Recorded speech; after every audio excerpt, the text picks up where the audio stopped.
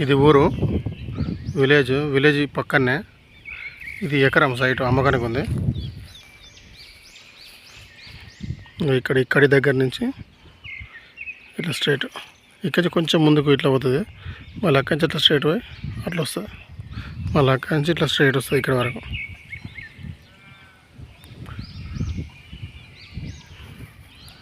ఎకరం ఇది.